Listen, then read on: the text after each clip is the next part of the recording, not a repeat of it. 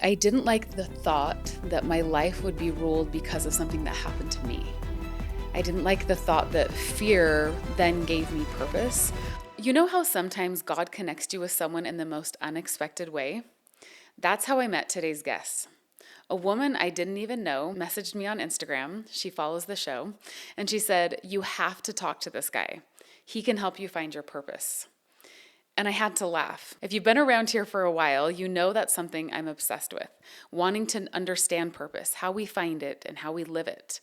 I thought I'd read it all, studied it all, heard it all, but this conversation changed me. I began meeting with Slade. We met for 2 months. It's actually the reason why I pushed my podcast launch date back, and how it impacted me was everything.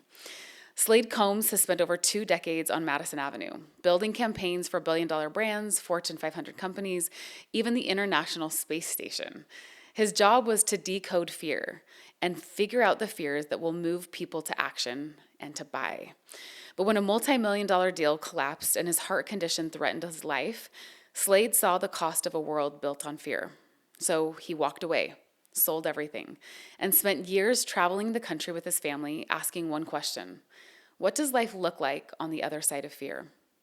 That question turned into a framework that helps people uncover the hidden fear driving them and transform it into their life's purpose. It's powerful, practical, and deeply personal. It's changed me. This is one of those episodes that stays with you. Slade, welcome to the show. Thank you so much for having me. I'm so excited to be here. It really is. It's so fun to be here with you in person doing this. This is so fun. We've had lots of meetings, not on camera, and to finally be on camera sharing this is so exciting. Incredible studio as well. I love this place. Thank you. So I'm going to talk too much at the beginning, but I have to for our community. So backstory on Slade. He'll tell a little bit about his story and how he came to what he's doing now. But I just need to share how we connected and how you've transformed my life the last 6 months. Probably even less than that. It feels like I've known you forever already, which is pretty amazing. You and your wife, Andrea. So sometime last season, I don't even remember when, it was at the end of last season, I get a random Instagram DM from a friend of yours, Rebecca, who I didn't know from Adam, but I love everyone in New York. So I was like, I love her already. And she was just went on about her friend Slade, who has this program that she's been through, and I have to meet you. And I'm like, oh, super intrigued. Who is this Slade? And the name itself, Slade Combs, is like the most intriguing name. So she connects us. I look a little bit of your stuff, and you've done some incredible things, which you'll go into. I'll make you go into. and I'm just super intrigued. And she says, the thing Slade will help you do is really find your purpose. And those of you who have known me for a while and who have listened to my stuff, like being really dialed in on why I'm on earth, what I'm here for, the gifts I have to give the world, is probably the thing I have focused on and maybe hyper focused on in my life, probably too much, even through high school and whatever, just like, but what is my thing and how can I bless the world and how am I unique and what are my gifts? And at some point, probably, I don't know, 5 years ago, I just realized what I thought was truth was everybody has lots of purposes. There's lots of things we're going to do in this life. And I'm just wasting my time focusing on what is the purpose, right? Find the thing that's most important in front of me right now and do it, or whatever's fun or whatever's meaningful and do that thing, right? Because really I had hit a dead end. And I had tried really hard. And still, I had reached that dead end, right? So there was a little bit of skepticism coming into that first meeting. I hope I didn't show that to you. But I was like, if this Rebecca woman loves him, it's worth a try. Because if there is a solution for this, I can avoid a lot of wasted time. Because heaven knows, women, whether you have kids or not, but especially if you have kids, you don't have extra time. And I don't want to be using time in my life to just do extra stuff. Yeah. I want to do the thing that I can uniquely do well, so I can give my highest and my best for the Lord. Like, that's what I'm here for, right? So he shows up in my house. We go through the first session, and I'm just floored, honestly. I'm just like, you just did something I didn't think was possible. I didn't think could happen. And I have more clarity than I've had searching for 20 years or longer, right? And it took us, I think, 6 weeks, maybe a little bit longer, because we went through the summer. And to goodness truth, I decided to push back my podcast season 2 launch because what I was getting was so impactful out of that. I didn't want to start recording episodes until I had that clarity. And it went into not only your purpose, but then like, how do you now reevaluate your life as far as what you spend your time on and how you set goals, which you have a whole new framework for, which has been super impactful. And so I pushed everything back, and that's why we launched in October. So you have Slade to blame, not me. Sorry, everybody. Um, and so my next question, of course, was like, how can we share this? Because Slade can't come to everyone's living rooms. And he's like, I'm working on a program. I'm happy to talk about it. And so really today, my hope is first and foremost to connect my community with you, but then also for you to just explain a little bit about why this matters, how it can help. And your background is fascinating in what you've done previously, why you decided to turn from that. Yeah. There's a whole nother story behind Slade that I've already told them we're going to have a part 2 that is wildly fascinating. This guy also holds like records and track, and I mean, he's just done so Back many in the day. things. So I hope another time we'll get to that. But I think really share a little bit of about your background, why you came to this, how you came to this, and how it's impacted you maybe a little would be interesting too. Oh, no, thank you very much. Yes. It's funny. I never thought in a million years that I would be sitting in a chair like this, talking to you, doing this with my life. A lot of people ask me what it is that I do for a living now, and it's kind of funny. It's kind of hard to describe a little bit, but I guess you could say I'm a behavioral strategist, and I specialize in fear. And what that really means is that my job is to help people understand what kind of a life they can live when it's no longer motivated by fear. What does life really look like on the other side of fear? Because the way that I came here wasn't by going to school to become some sort of a strategist to talk about these kinds of things. I was actually on the other side of that spectrum. I ran an ad agency in New York City for 20 years. And in advertising, what we do is we use fear to motivate people. And that might sound strange, but negative emotion, like from a clinical point of view, right? Negative emotion is as much as 5 times more powerful than positive emotion. So it just doesn't make economical sense to, motivate people by helping them to become their best selves and all those other kinds of things. Even though we are going to market products that promise that, at its core, we actually care about fear. We care about negative emotion inside of your life because we know that if you're scared of something, if there's something that really, really bothers you, that causes you some depression, some anxiety, those kinds of things, if we show you that, we know the direction that you're going to move in. You will move in the exactly opposite direction. So knowing that that's as powerful as it actually is, there's actually one fear that we are really, really interested in. And it's, even though you may feel like, oh, there's a lot of fears that I might have in my life, or for some people, they may feel like I don't have any fears in my life. The reality is there is actually one very deep and dark unconscious fear, one specific fear that we want to find in advertising, because if we push that button, we can control you all day long. So I was doing this for years and years. And what's great about that model in advertising is it's unconscious for a reason. So this fear develops inside of your childhood. It actually becomes hardwired when you're a kid. And because it's unconscious, it's actually invisible to you. The idea behind it is this fear is so intense that your brain wants to keep it hidden from you. It actually is tied to a traumatic dynamic inside of your childhood. And for some people, that might be like one specific instance. For others, it could be like a whole, episodes and episodes of things that might have happened to them. It's different for every person, which means the fear itself is unique to every person. But when we can find out what that fear is, then we can use that against that person. And the best part is, in advertising, is because it's unconscious, you don't know it exists. And even more than that, it doesn't feel like fear. When you're actually acting out of this fear, when you're doing something where you feel like, okay, I have to do this thing, and fear is actually motivating you, it doesn't feel like spiders and snakes. It feels like you're doing what's necessary to keep yourself safe, but the end result is suffering. So the real feeling is actually conviction. It feels like you're doing what's right. And if we can take that and then use that against you, we can make you feel like you're making the decision, not this unconscious fear. And since you're making the decision instead of the fear itself, you also feel like you're doing what's necessary to move something forward, right? You get up in the day, you're feeling depressed, you're feeling anxious. I just need to buy this one thing. I need to do this one thing, right? It's going to cost me some money, whatever, but I just need to do this thing. And as you do that, you feel like you're doing the right thing. But the end result of that, a lifetime of doing that, is suffering either for yourself or for somebody else, and it's usually going to be both. So this fear is so important for people to know because number one, it rules so much of what happens inside of our life. But the better part of that is when you inverse that fear, you find something that nobody ever really talks about. No one in advertising even cares about it because it's not the thing that's going to control you into the ground, that's going to make you get into debt, right? It's the one thing that is more exciting than anything else.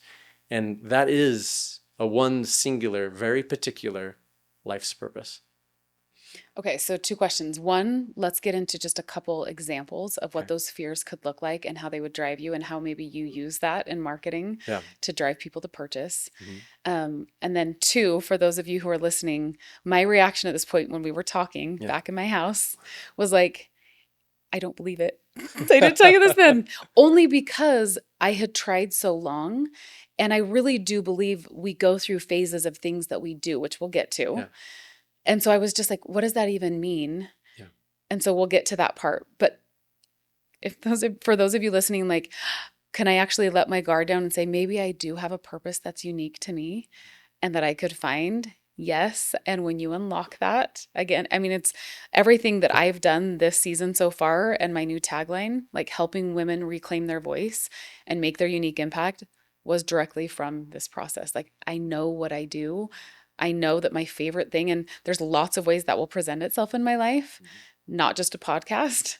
But I love that. But let's talk in some specifics now. So someone's Okay. listening in and they're thinking, okay, so we have these fears that marketers can use to drive us. What does that look like, practically speaking? I love that question because the one I like anytime I remember like having cocktails or like going to a party back home, New York, and people would be like, "Oh, what do you do?" I'm like, "Oh, advertising." They're like, "Oh, that stuff doesn't work." Like we love that because we're like, "Oh, then it really works on you because you're not looking for it, right?" So this fear, it exists, but what does it actually look like? What does it feel like? So since this is kind of it emanates from a traumatic experience or dynamic inside of your childhood, a lot of this kind of comes and looks very, very different than like the spiders and snakes or going to a haunted house. So for instance, like I've done this with so many people now. You could end up with somebody who's just like, I don't feel good enough. Like no matter what happens in life, no matter what it is that I do, I just don't feel good enough. Back that up, there's going to be some sort of an experience where that comes into. For someone in advertising, they're like, oh, okay, well, let's look at this. So in advertising, we have a demographic and we have a psychographic, right? Your demographic, pretty much, that's easy to get and it kind of changes over time. So that's like, how old are you? How much money do you make? Where do you live? These things kind of shift around, right? The other side is the psychographic. The psychographic is what do you believe?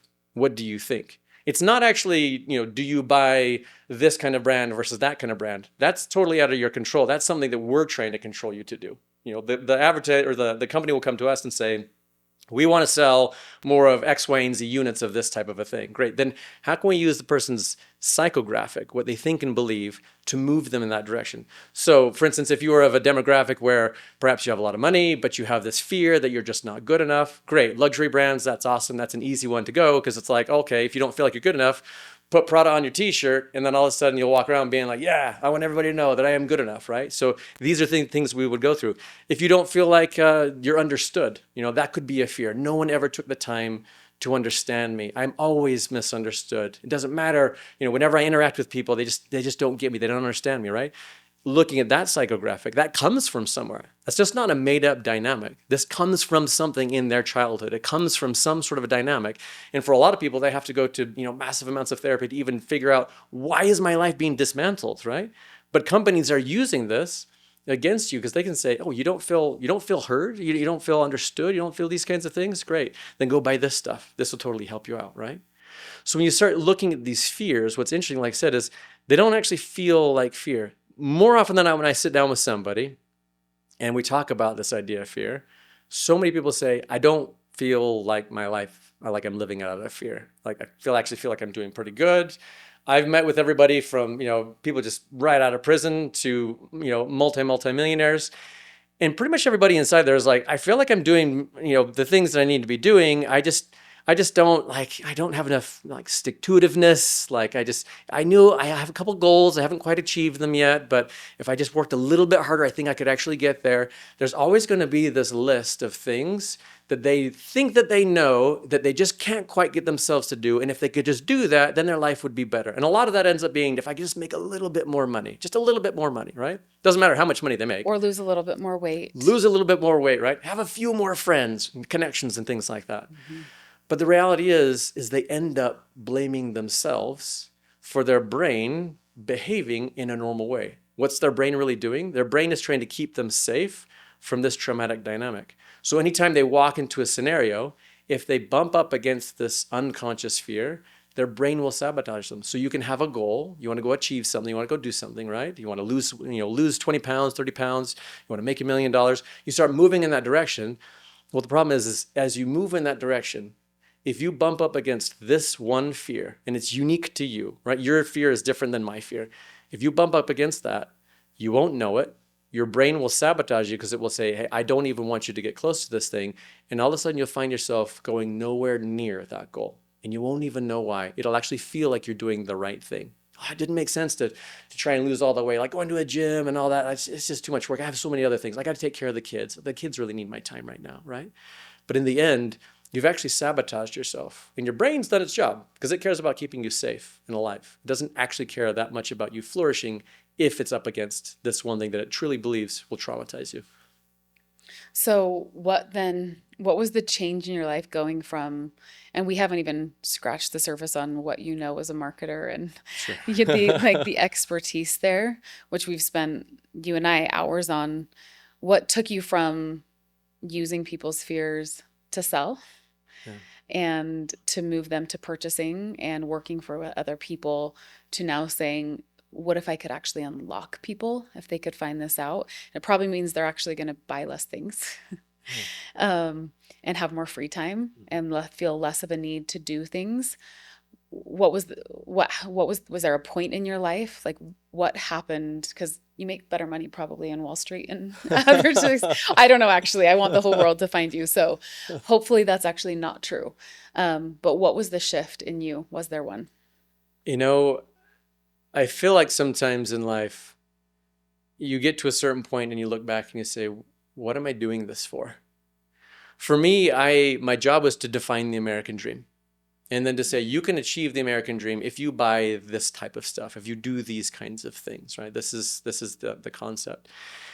And in a weird way, it feels a little bit like the Wizard of Oz, behind the green curtain. It's like, oh, they don't know the levers that we're pushing. They don't know what it is that we're doing. But I myself found that my own life was starting to be run by all of this. Even though I became like, I don't like things. I'm kind of like a minimalist, and I don't only wear like black because like I shot fashion for so long. I'm like, I can't handle all that details and all these things, right? Even though I was still giving myself over to a life of constant achievement, of always having to do better, of always having to succeed more, getting bigger and bigger clients. I've worked for Fortune 500 companies and nonprofits and government institutions. I mean, the military, like I've worked on a lot of stuff before. Influencers, you've done it all. Lots of influencers. And as I got to the end of that, like 6 months of my year was traveling around the world, just filming stuff and creating ads and content, all that kind of stuff. And my wife started saying like, for what, like, we're here. We're your family. I had this small little family, like these young kids living in New York City, in a high rise right next to Central Park, and my health was like degrading. It was going down, but in my mind, it was just like, no, no, no, no. Like we're almost there. We're almost there. In fact, right before things actually started to go south, because there was a moment where everything went south. I was working on one deal where it was going to be I started a company. We created this product. It was really influential and amazing, and we were about to sell a license to it, and then do something for another client where I was just going to cash out. I was just going to be done, and it was there. The numbers were there, multiple millions, and then COVID hit, and the company that we were working with, the person who was in charge of it, he had a bit of a midlife crisis, and he left, and the whole negotiation fell through, and then I actually ended up getting this rare heart condition from COVID, that floorlined me. I couldn't get up. I couldn't walk around. I couldn't get on airplanes. I couldn't even work. And when I looked at my wife, Andrea, I was just like, what's happening? Like everything just fell through. Everything. Like I was supposed to like finish this career, I don't know, retire, I don't know, move to Fiji or lay on the beach or something. I don't even know what I was going to do. I can't even walk upstairs now. Like my doctor's like, you can't do these kinds of things. In fact, I was going to die early. That was what they were telling me. This rare heart condition that you got, if you can't cure this in the next little while, it'll kill you. And then I thought about my kids, and I didn't even think so much about what it would be like if they were raised without me. What I thought of is, what have I taught them? What kind of a life will I have handed off to them? What will I have taught them? And what I have taught them is how to become extremely successful, but I have not taught them how to be happy. I have not taught them how to be fulfilled. And so my wife just said, we're done. We're going to leave New York City. We're going to sell everything that we own. We'll buy a car. I was really not happy about buying cars.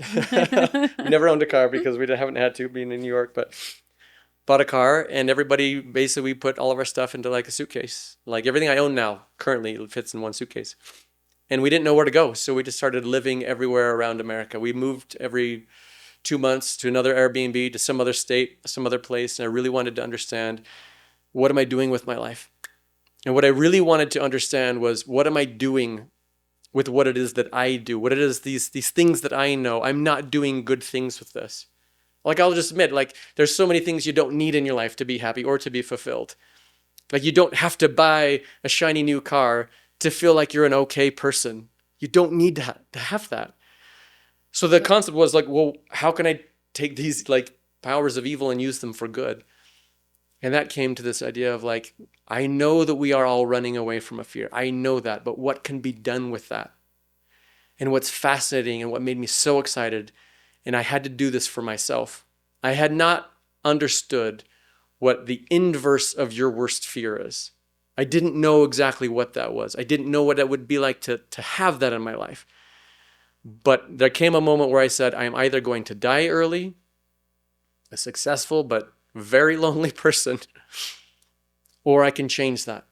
I can look and see what kind of a life I can have on the other side of my fear and what's possible on the other side of that.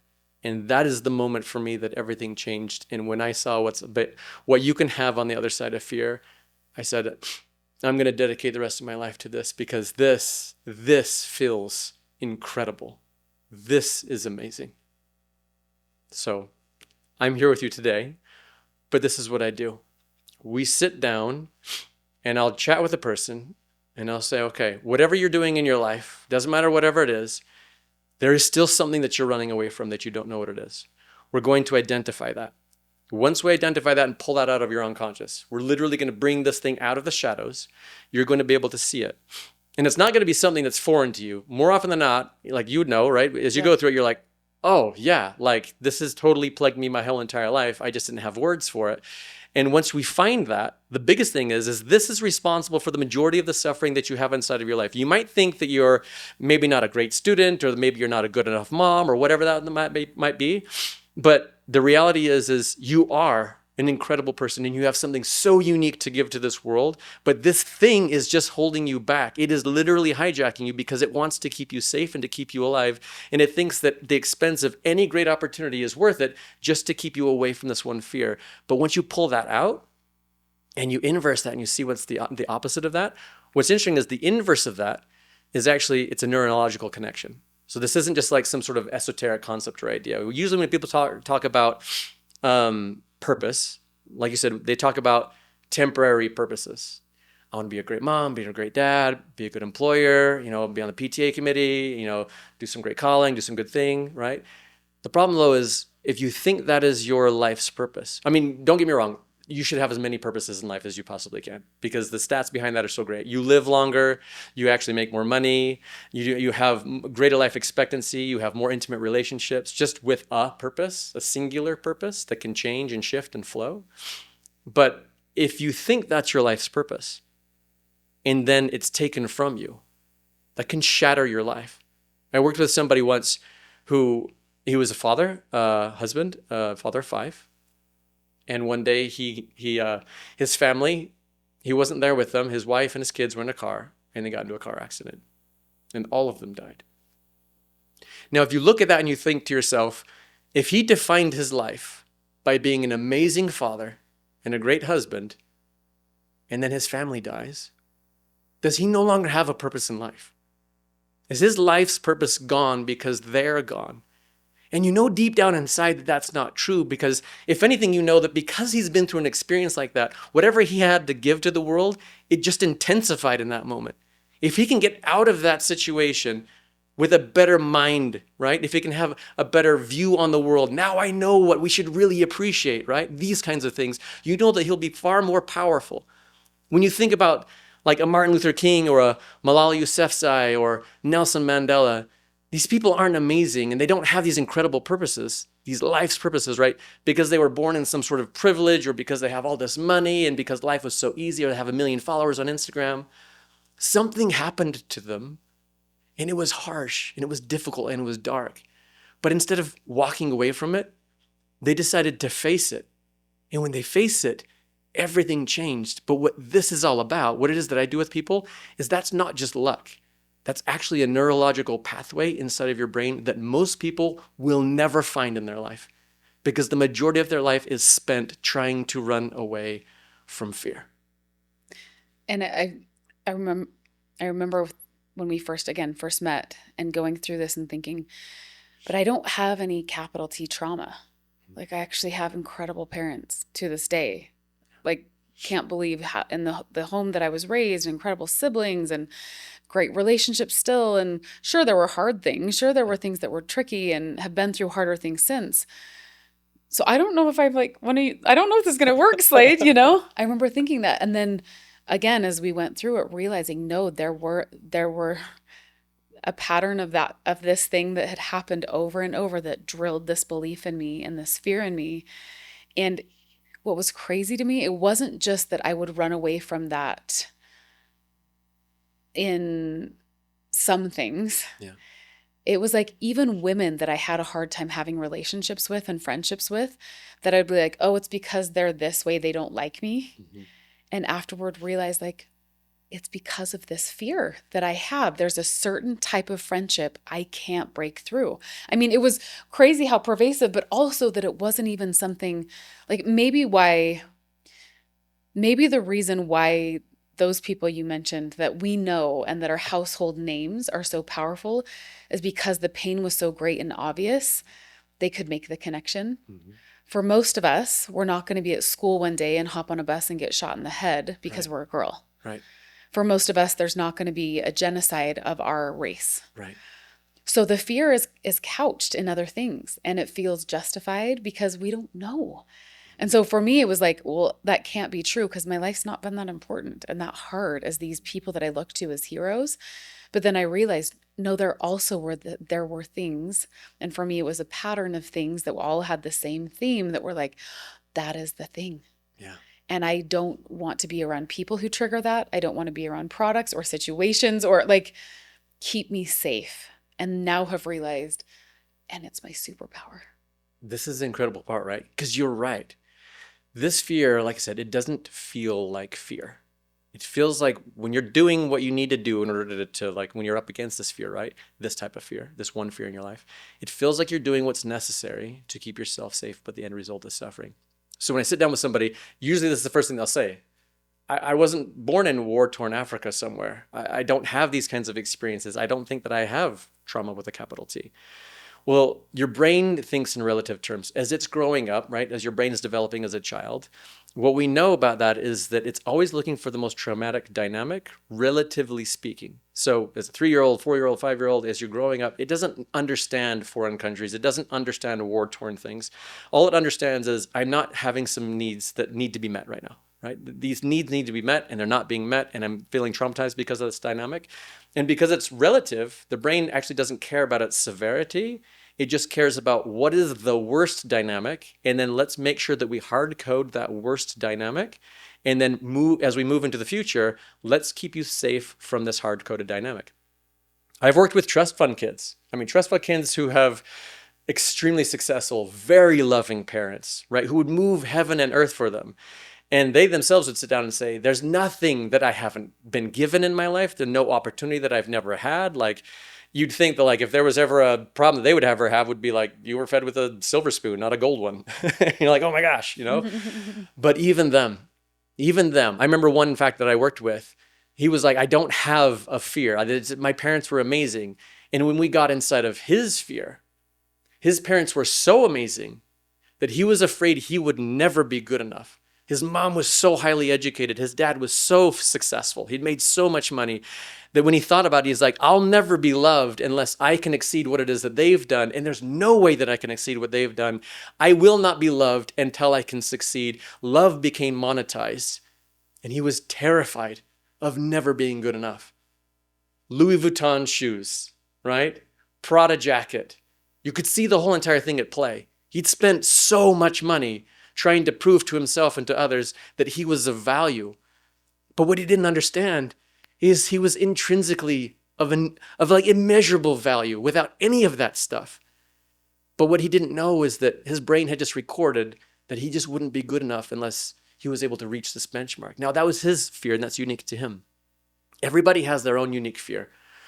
But this is the wonderful part, is that when you can find your unique fear, again, it's unconscious. It doesn't feel like fear. That's why people in advertising, we just love it, because we can just drive you into debt, into the ground, until you just feel like, oh my gosh, there's just no other way out of this thing, right?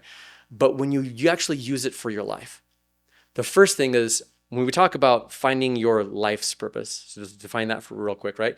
If this fear that your brain has recorded that it's relative, because it's the worst traumatic dynamic that you've experienced, so your brain is trying to keep you safe from this fear, kind of like the Wizard of Oz. In the book, The Wizard of Oz, but not the movie, when you walked up to the Wizard of Oz inside the book, everybody put on green glasses.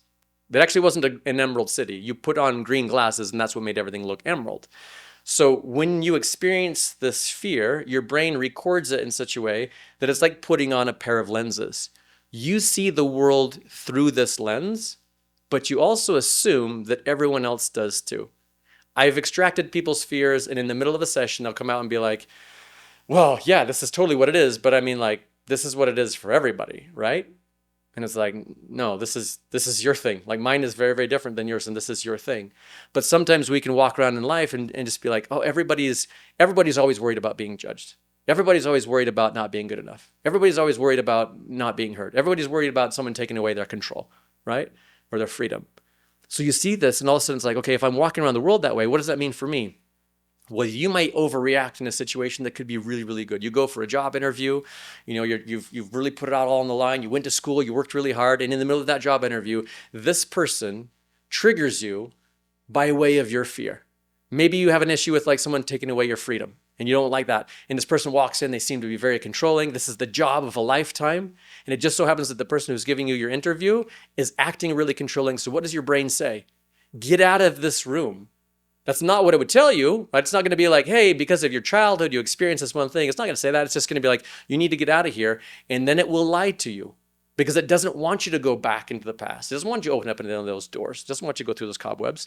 It'll say, this isn't the right company. Look at this person. It doesn't matter. It actually doesn't matter the data that it needs to gather. This is how we use it in advertising.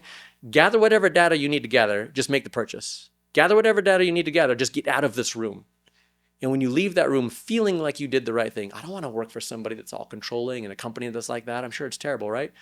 You may have walked away from the opportunity of a lifetime. But think about that when you're dating. Like meeting somebody who could literally be like your soulmate, and they do one thing, right? On accident, maybe. And it triggers you and you think to yourself, this cannot be the right person. And you walk away from that.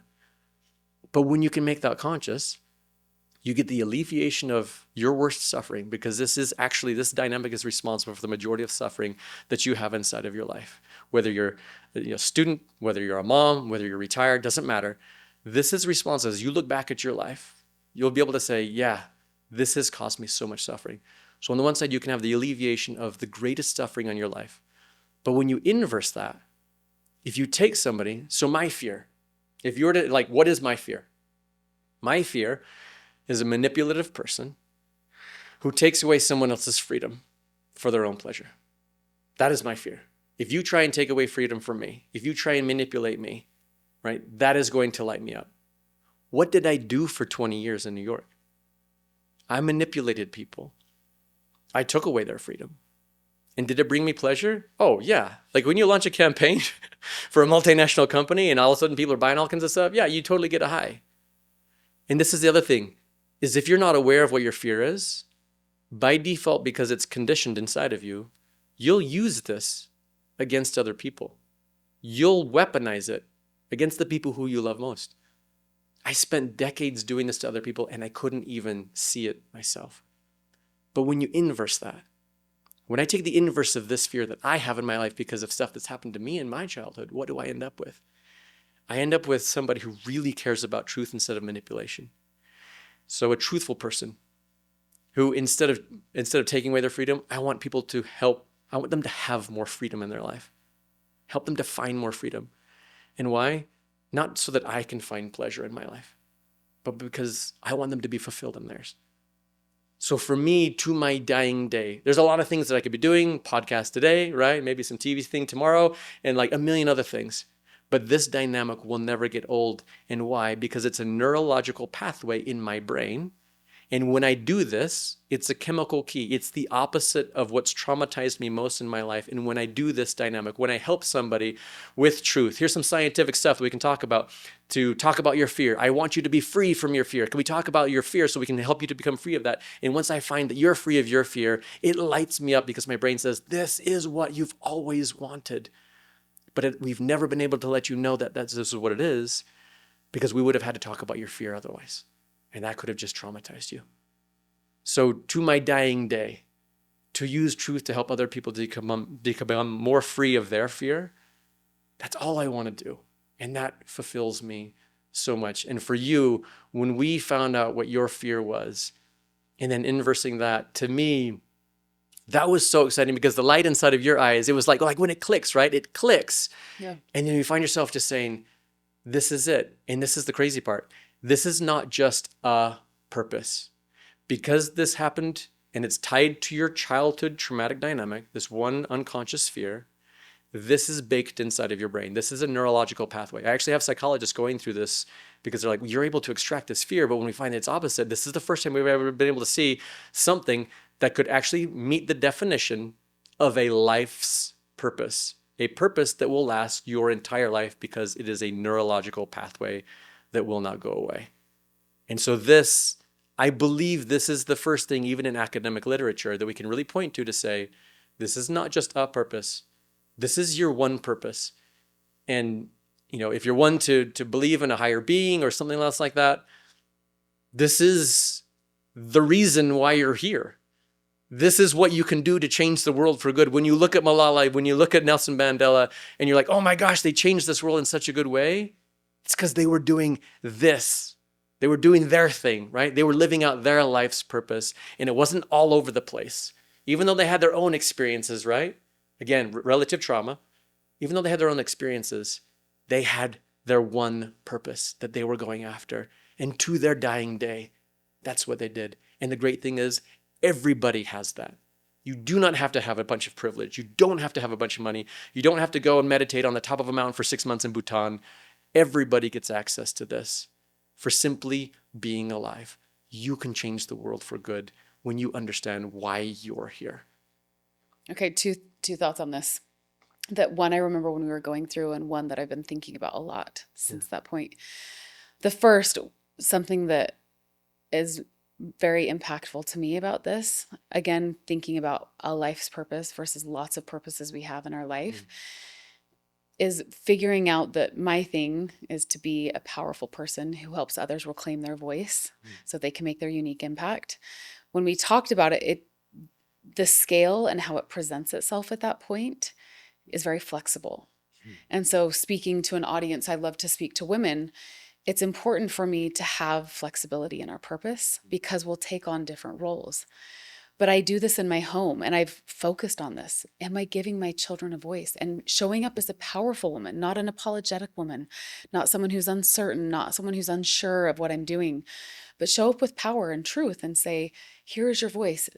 Come to me. And then I can see this unique impact in them. I can also do it at the grocery store. And we went through that first week. Okay, now you have this little insight. Practice it in small ways and see the life that it brings to you. And so often I think about my years as a young mom and just questioning, am I doing enough? Am I enough? And if I don't do something big, am I really changing the world in the way that I can? But realizing that because I have this superpower, whether I'm doing it in small ways, one-on-one, small scale, or big ways, that actually is the question. That isn't the factor that matters in this. And it's also interesting to go back and track when I'm been the most sad and when I've been the happiest, and even projects I've been drawn to.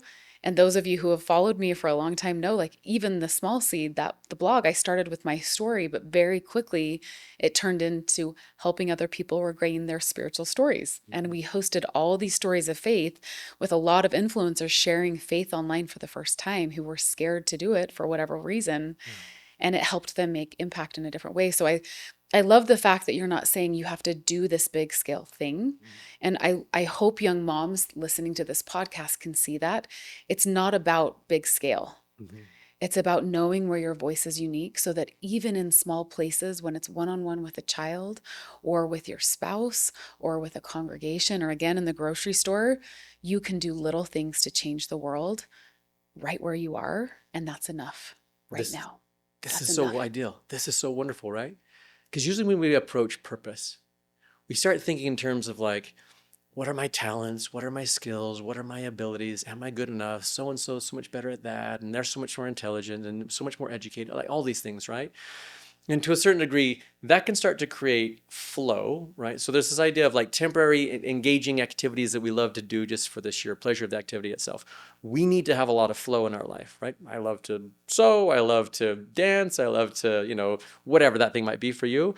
You can have those things. And for some people, if they get lucky enough, they can make that a career. I can't tell you how many doctors I've taken through this program where they're like, I started to become a doctor because I wanted to save lives and I really enjoyed surgery. Doctors have one of the highest burnout ratios that there are.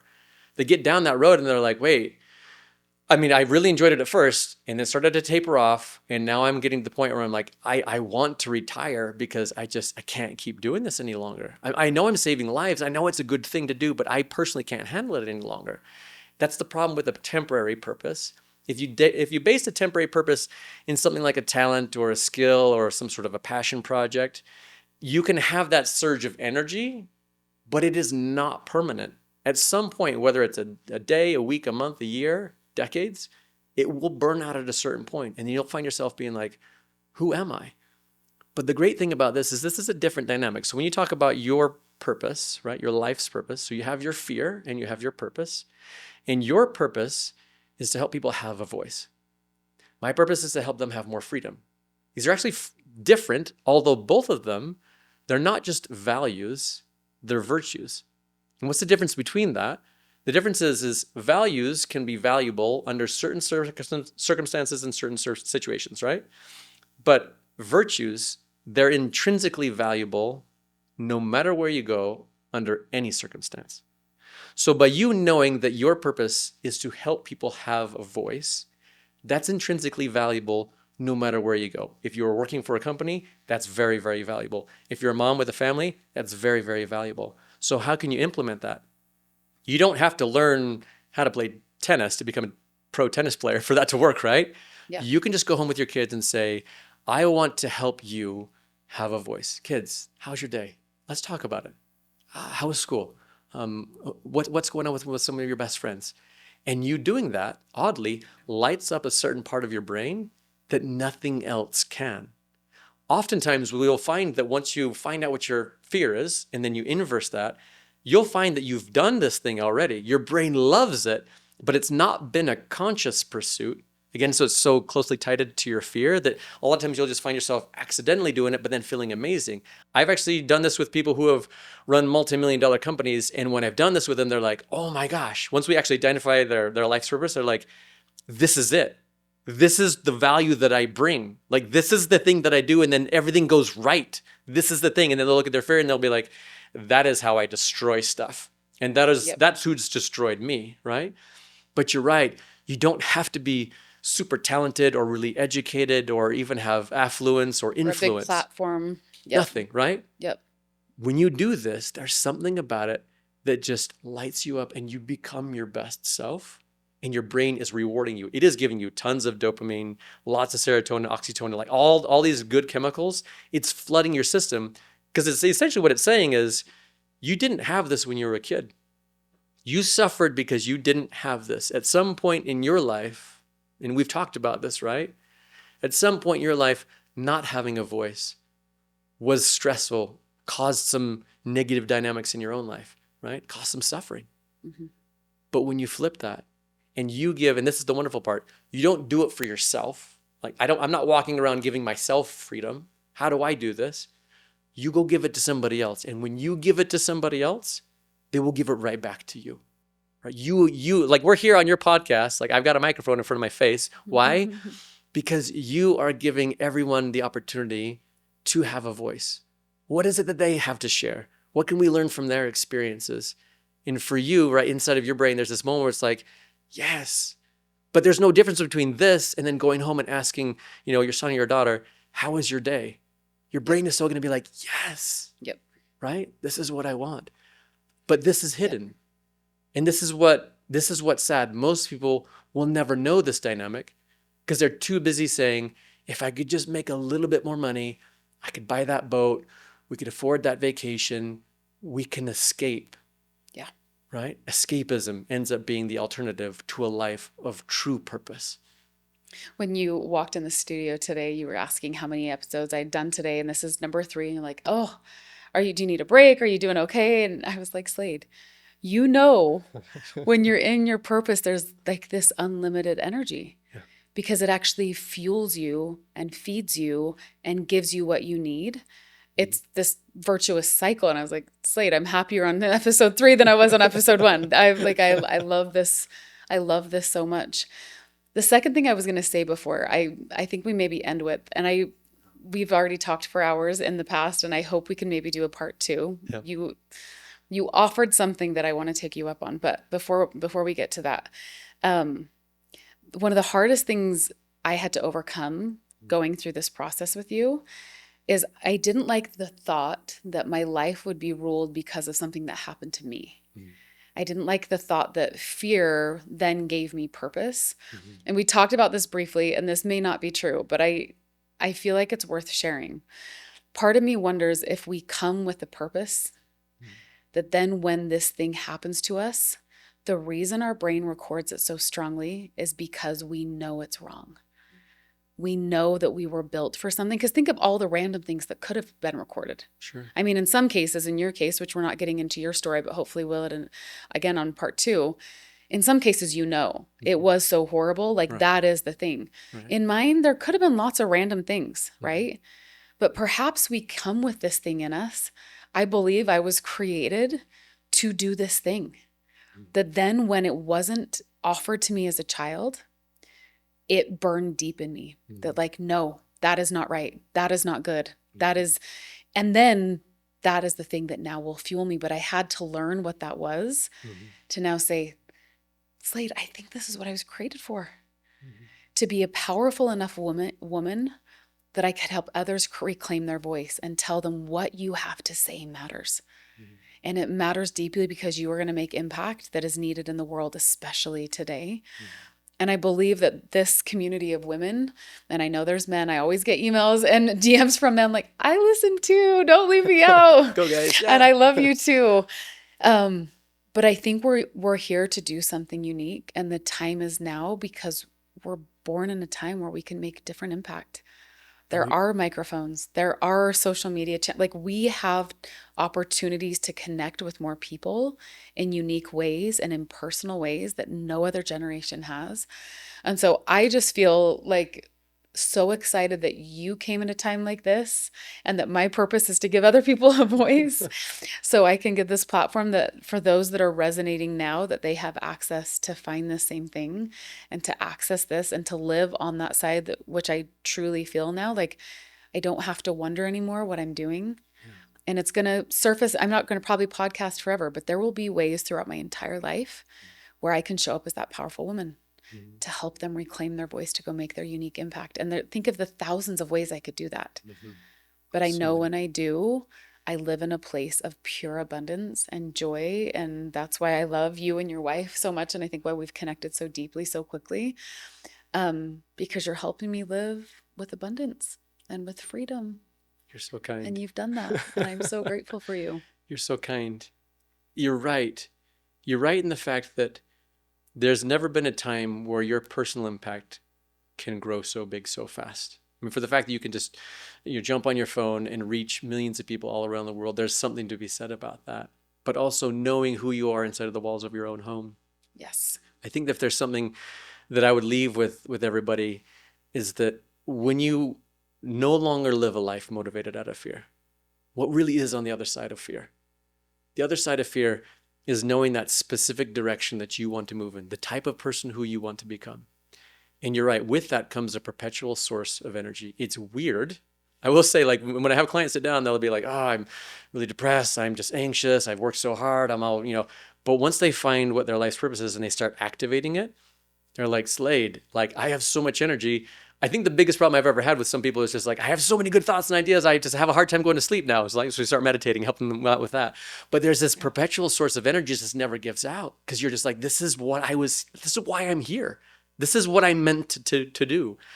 And then, so that direction and that energy, that's what you have. And then on the other side is you have the alleviation of the greatest suffering in your life. You can finally see this is why there is so much suffering. And not just for myself, for my kids, for my spouse, for my friends, for my parents, like for all the people around me, right? Coworkers, you can alleviate that suffering.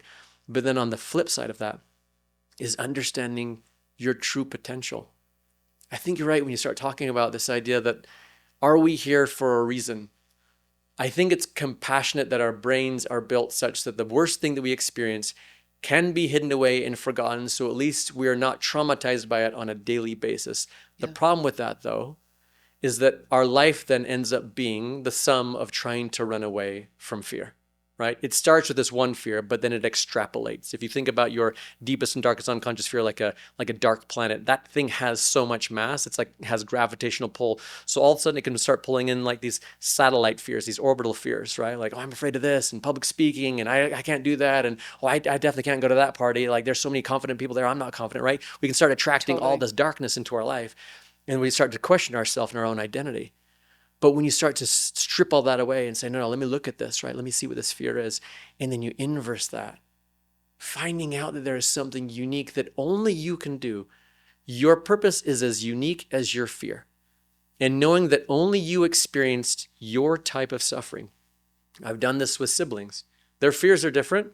Their purposes are different because their fear is unique to them. They've recorded something that they can do to alleviate suffering in this world. And when you flip that, they then say, I know now how to change not just my own life, but the lives of others as well. And they finally have a reason. Like at the end of the day, if you want to make $1 million, if you want to have 1 million followers on Instagram, like go ahead and go through all the courses and do all that kind of stuff. But at the end, you have to ask yourself the question, for what? Why? Why am I doing all of this? And this is the answer. If you think about this, this is the because behind all of that. You're doing this because you want to change the world for good, because you have something to say. So for everybody that's out there, I would just say, if you feel like you're not enough, if you feel like you've never been heard, if you feel like whatever it is that's driving you nuts or that makes you really anxious or really depressed, whatever that might be, you are somebody special. You have something unique to bring to this world. You just need to identify exactly what that is. And when you do that, you can stop living a life motivated by fear and you can find out what truly will fulfill you. And you can see how you can change this world for good. Oh, I am so excited. I'm excited because I know what that feels like and I live that way now. And it just like Feels good, right? feels good. Watch out. Okay, so how can people connect with you? We've talked, Slade and I Yes. have talked like, how do we get this to the whole world, which is obviously his thing and not my thing, but I feel so passionate about it. Tell us how they can connect with you. So what I think would be really wonderful, and as you and I we chatted about this, I want people to be able to experience being free from this fear, right? And then more than that, finding out what's on the other side of fear. That to me is the most important thing. How can you find out what your life's purpose is? Hmm. There's an actual process that we go through in order to do that. For you, it's giving people that voice. Once you know what your purpose is, you got something to say. You have something to talk about, right? You want to Yeah. start changing lives, and it's going to begin with your own life. And then from there, you can grow from there, right? Take care of Yep. yourself first. But what's that voice going to be? So there's two things that we want to do. If you go to sladecombs.com/Lizzie. So this is just for people who are listening Which to this we'll put podcast, in right? the show notes We'll put that show and notes. make sure you can find and get to the right link. So sladecombs.com/Lizzie. That's going to direct you where you can get access to this program. So since I was in advertising, filmed a whole lot of stuff, I spent the last year traveling across the country, filming an entire program. It's more like a Netflix series that you could just sit down and watch. It's entertaining, it's fun. We go all the way from like the Redwoods all the way to New York City, everywhere in between, farms in the middle of America. Like we're all over the place. And as you go through this program, which just literally feels like you're watching a show, you'll be learning the principles that you need to learn in order to discover your own fear and then to inverse that to find out what your life's purpose is. And inside of the program, we don't just stop there. We attach that to what's called the formula for prosperity. So how can you use this in your career? How can you use this as a mom? How can you use this, trying to find out what you should be doing for a living? Like all these kinds of things, right? We can teach you how to become more prosperous in your life. And that doesn't mean just like making money. That's not the point. The point is that you can have everything that you need and you can be fulfilled. You can have well-being inside of your life, everything that you need, right? So looking at that, we have an entire program now that you can just sit down and watch, and you will help them to be able to find their voice. And there's two ways that they can interact with that. One way, they can just go through the program by themselves, just speed through the whole entire thing, watch it all at their leisure, however fast or slow they want to do that, right? The second way is we'll be taking through one group. We're going to have to cap how many people there are, so get your spot. But we're going to take one group through, and I will be taking you week by week through the program. It's about 8 weeks or so, 6 to 8 weeks. We'll be taking you personally through the program. You'll be watching a whole bunch of stuff. You'll be activating. You'll be doing some fun activities. And then we'll be on Zoom together. And we'll be meeting. And then you'll be coming on to help them to find their voice so that they'll know how they can move forward and really make that impact for good. So if you go to sladecombs.com/Lizzie, you can choose one of those portals, do it yourself, or join the group. And if you join the group, I'll be there with you. And like, come with whatever it is that is burning on your mind. I want to lose some weight. I want to connect more with my kids. I don't know what major I should choose in school. I don't know. I retired and all my kids are gone, but I don't know what to do with my life now. Like, bring these burning questions, because once you know what your life purpose is, you will know exactly what to do. Bring those questions, all the stuff that you're like, these are fires in my life I want to get rid of, to the positive stuff. I know I can do something good, but I just don't know what. Bring those, and this is exactly what we're going to talk about, and we're going to move that forward together. I'm so excited. We'll put that in the show notes again, and I'm excited to go through it with these women and to be on and to be a little part of it, though I won't be teaching because I don't have the background. But Slade, one thing I love, he talks about only sharing truth. When you work with Slade, everything is like, here's this study, here's this study. I mean, we'd usually be like, we'll meet for an hour or two, and it'd be like 3 to be like, your wife probably hates me because this has gone so long. But it was like, everything is so documented because that was your background. And so Slade will be teaching, I will be there to support and also offer like, this is what it felt like when I was in the background, or like when I went through it, this was the thing I was curious about or not sure about.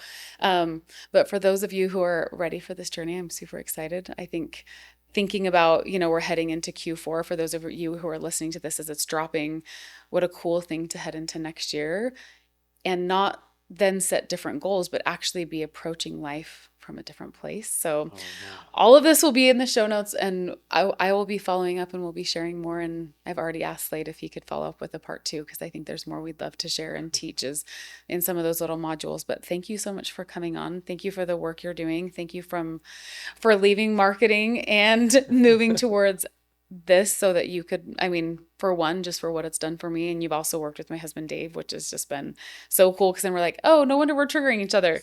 This is my fear. This is yours. No wonder that's hitting us differently. Yeah. So thank you for how it's impacted our family. And then just knowing you and Andrea has been such a gift. So it's been the best to have you on today. Thank you. Lizzie, thank you for giving me a voice. It's such a privilege and honor to be here with you. Thank you so much. I don't say this lightly, but Slade's work truly changed the way I see purpose and fear in my own life.